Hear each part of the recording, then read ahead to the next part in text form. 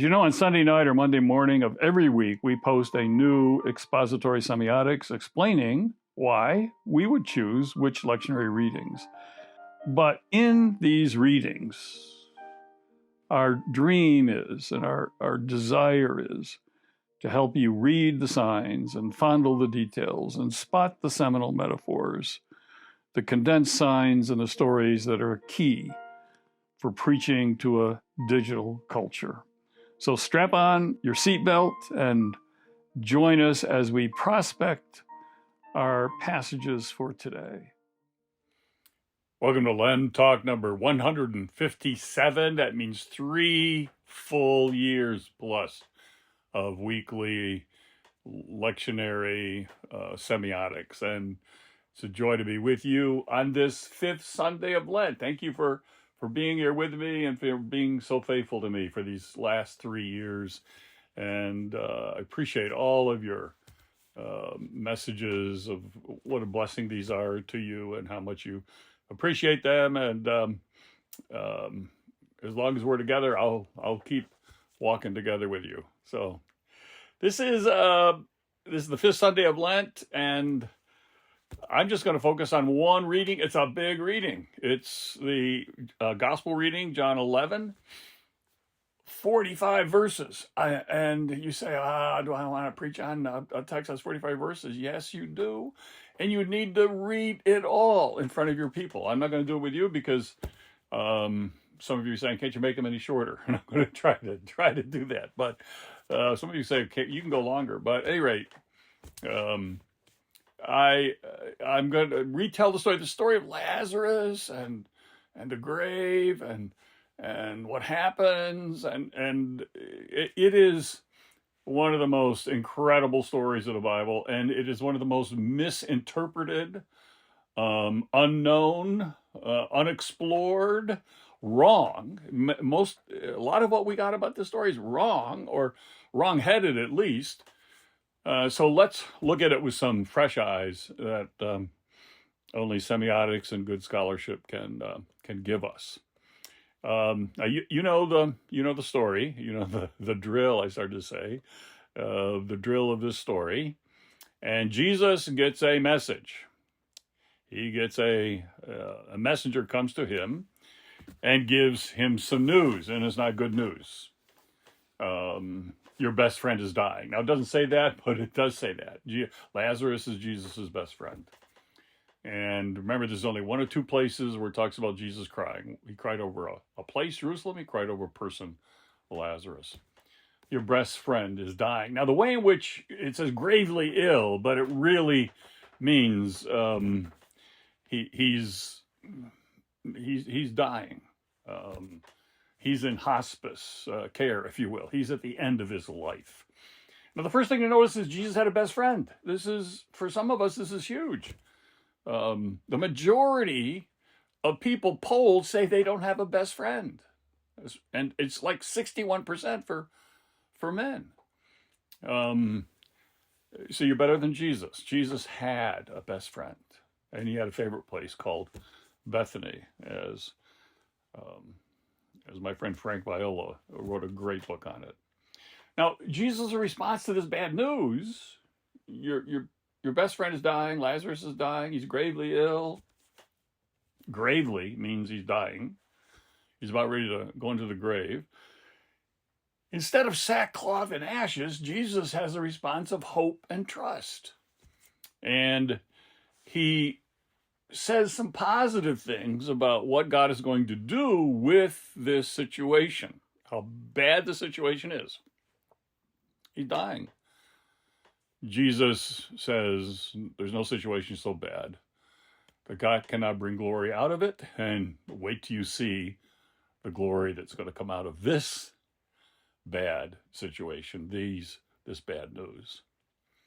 Now, it's helpful for us to remember that Jesus had enemies, and the official enemies, the official establishment, both the religious establishment, the scribes and Pharisees, and the Roman establishment, the state establishment, the Roman oppressors, these were his enemies, but they weren't his real enemies. They weren't his true enemies. His true enemies were Satan, sin, and death. Those were the enemies that he came to fight, not the Sadducees and the Pharisees and the Roman oppressors. He came to fight the real enemies. When Jesus said, love your enemies, people are not our enemies. People are prisoners of war. And they're being imprisoned by the real, true enemies of Satan, sin, and death. And so that's how we can understand that, love your enemies. Now, in Jesus's day, it was perceived that the soul kind of hung around the body for 3 days. But on the 4th day, it went to the underworld. It went to Sheol. And when the news finally came that that Lazarus had been dead for 4 days, it's another way of saying that there can be no mistake that Lazarus was dead and gone. He was dead as a doornail. He wasn't just a little bit dead. He was pushing up daisies. So it's helpful for us to understand here from the beginning that what Jesus did with Lazarus in this exchange at the tomb, that they had to roll away the stone to get in. I mean, it was just it's a foretaste of his own death. But it wasn't a resurrection. This is not just a glorified CPR either, though. An overdue resuscitation. This is neither just a CPR or a resurrection, because Lazarus eventually did die. But this is a bringing of the dead back to life. This is not a resurrection of the dead. Jesus didn't resurrect Lazarus. If so, Lazarus would have had a resurrected body. Jesus returned Lazarus to life. He breaks Lazarus out of the prison of death. In other words, he revivified Lazarus. This is a story of revivification, not resurrection. So that's important for us to keep in mind when we tell this story. Now, the real whammy comes, and we could spend the whole time on this. I don't have time to do it, but there's a PhD student at Duke Divinity School, Duke Theological School. Her name is Elizabeth Schrader. Everybody calls her Libby.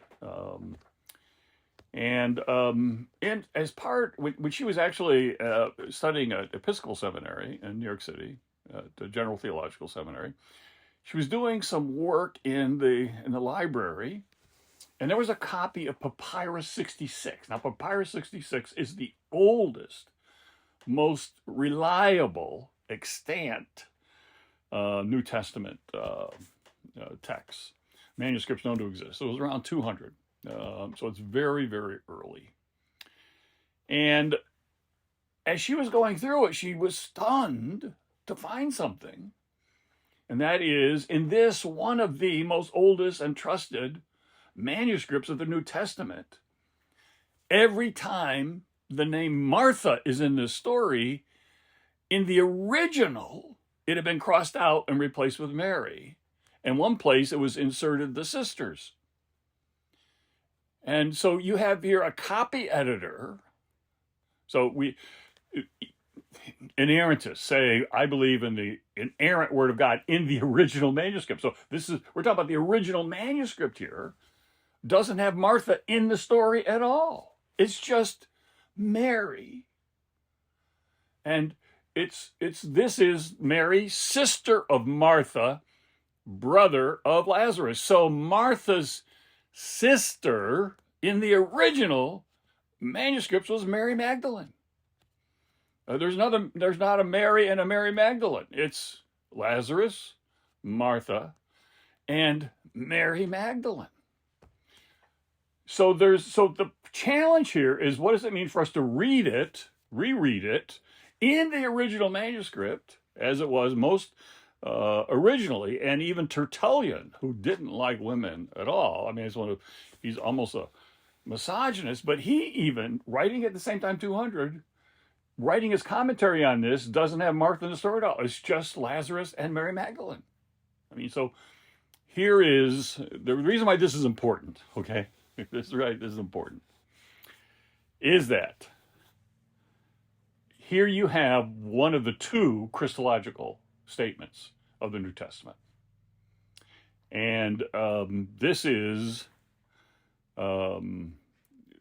yes, Lord, I believe that you are the Messiah, the Son of God, the one coming into the world.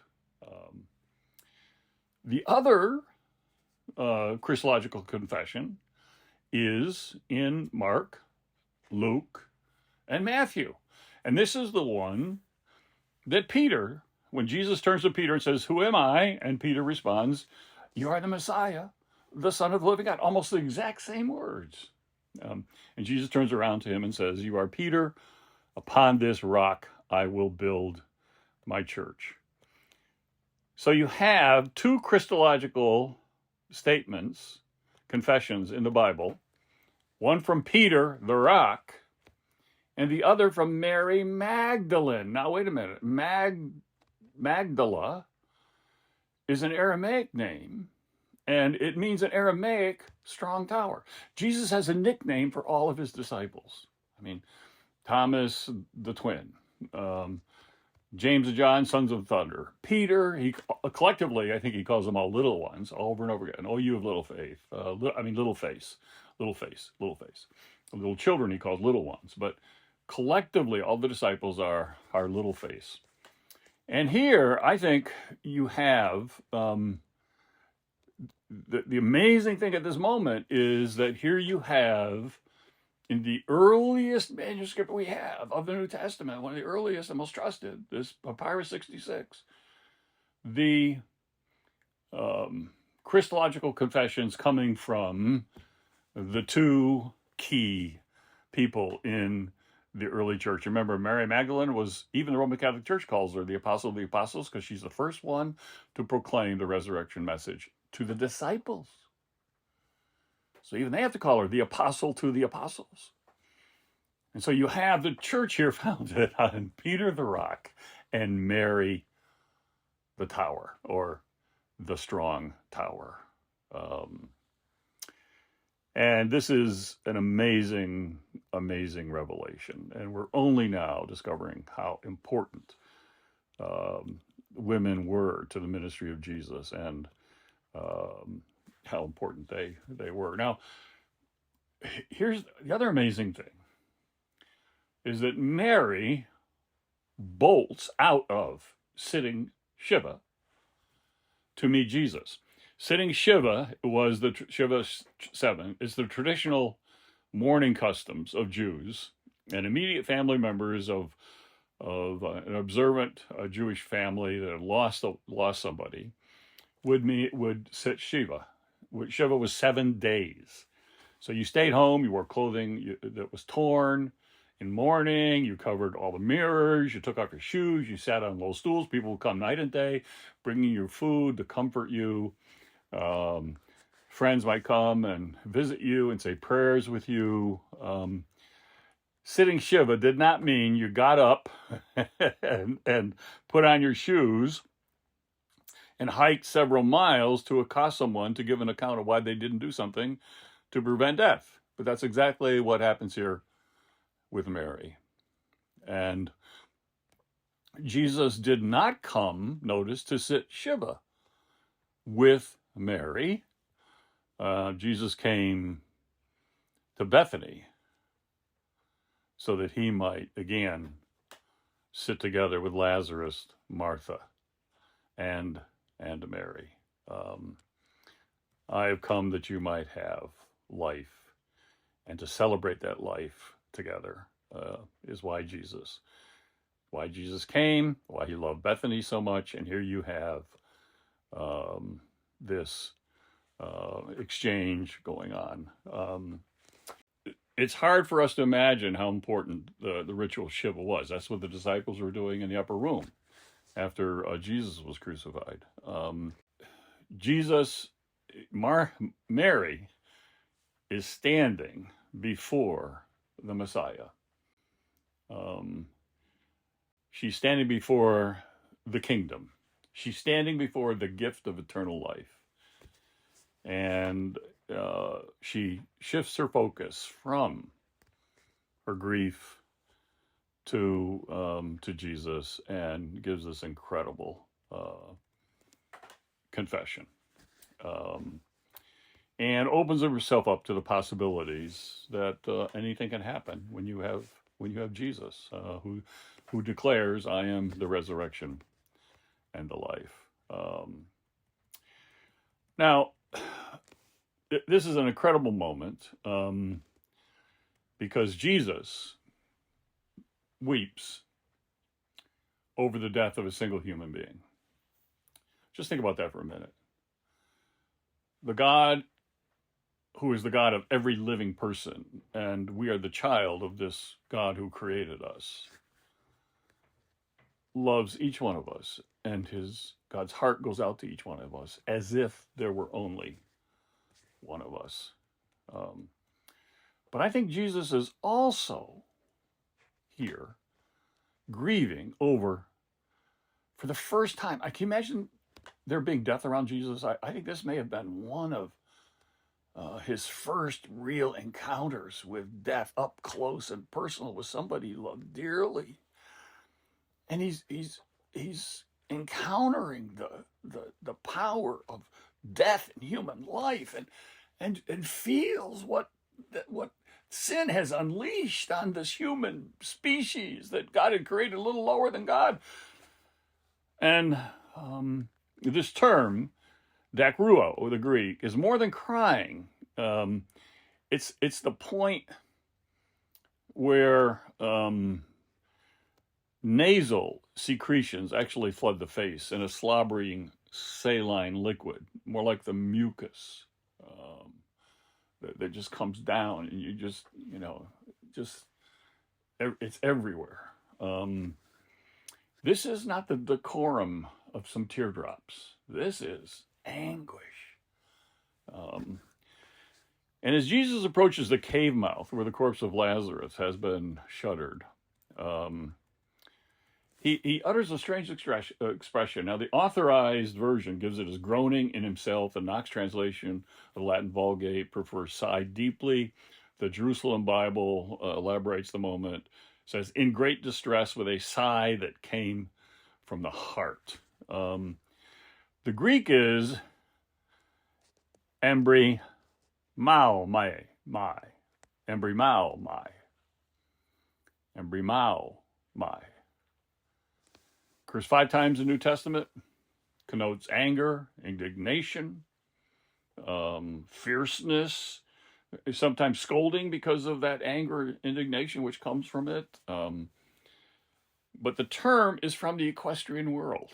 Okay, this is an amazing thing, and describes that startled snorting of the stallion who rears up on its back legs and flares its nostrils at what's in front of it, either in fright or in a warning that there's an attack coming. So the image is that Jesus is kind of rearing up in horror at each and every individual suffering, at each and every individual pain, showing us the degree to which God, the very being of God, is traumatized by our human suffering, by our human pain, and by this ultimate evil of death. This is one of the strongest emotions that a human can have. And it's kind of the snort that issues in snot. It's not just a snorting, but it's a snorting that comes out your nose and out your mouth, and out your eyes, and it's just all this mucus and stuff just flowing out of your face. That's what says Jesus wept. That's what it means. That's the image here. Now, Lazarus, come out. Unbind him and let him go. There's 3 key words here in the Greek. Loose him, unbind him, is 1. Dismiss is 2. To go is the 3rd. So we got to look at these three different words to understand what is being said here by Jesus. Number one, loose him, unbind him, to release from bonds, set free. Number two, dismiss. In other words, don't hinder. Go, release him, and is to give up a thing or a person. And the third is go, meaning to depart. I have one biblical scholar that says, really, you got to hear Jesus speaking here, not just to Lazarus. When you imagine Lazarus, come out, he's all bound up. So he's got, how's he coming out? Jesus could levitate him if he wanted, but I think it's more like, Lazarus is worming his way out on the ground towards Jesus, writhing and coming out that way. It'd be much more elegant for Jesus to have levitated him, but how else is he going to get out? But this biblical scholar says, no, that he's really saying to sin and death here, release him, give him up, and go away. So he's talking to Lazarus and the disciples to come out and unbind him and let him go. But he's also talking to sin and death. There's all these double meanings in John, but Jesus is saying to sin and death, you release him, you give him up. He's no longer in your power. And I love the last one, go away. Go away. Now, there's also here, come out. Jesus only one that can free us from the grave. And he's freeing Lazarus. But he's not going to do for us what we can do for ourselves. So he looks to his disciples and says, you unbind him. You unwind him. You unwrap him and unbind him for all that is. So a lot of, I look at the church today and, we're the ones that have to release it. Jesus frees us. He saves us for the power of his Spirit and the gift of grace. But we got to unbind and unwind each other and free each other for ministry and mission. Are we doing that? Are we doing that, church?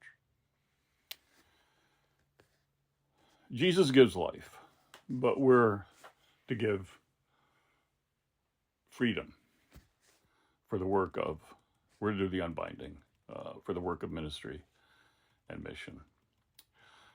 I hate it when the lectionary leaves you hanging, okay? Because we don't get the rest of the story here. It leaves us hanging here. But the rest of the story is, how does the official establishment, both religious and political, deal with this incredible moment of Jesus unbinding, unwinding, releasing Lazarus from the grave? Jesus has now proven that he can revive the dead. And this does not fit the official narrative. This does not fit the tradition. The official religious tradition, the official political position is, you can't do this, it's impossible to do this, and yet he did it. And word spreads. Everybody's saying he did it. Look what he did. Notice what happens here. The official establishment, both religious and political, decide to deal with this new narrative by killing it. First, kill Jesus, then kill Lazarus, so we don't have any evidence to back up the... In other words, if the reality doesn't fit the official narrative, we censor it, we cancel it, we kill it. And it is still going on today.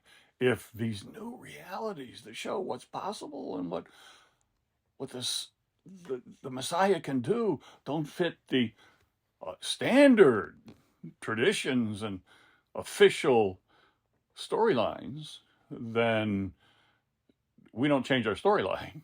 We don't change relook at our official position. We try and censor it. we try and cancel it. We try and kill it. And so anything that conflicts with the official narrative, received tradition, even though regardless of the reality and the truth, we have to kill it, cancel it, censor it. It is still going on today. This is one of the most incredible stories. And everything about it is a prolepsis, is a foretaste, is an earnest of what is to come with the whole cross and resurrection. I hope when you preach this to your people and just thinking about it in your own devotional life, I hope you will see the enormity of what is going on here and what Jesus is saying, and the testimony of the two confessions, Christological confessions in the New Testament, the power of what it means to be able to say with Peter the rock and Mary the tower, you are the Christ, the Messiah, the Son of the living God.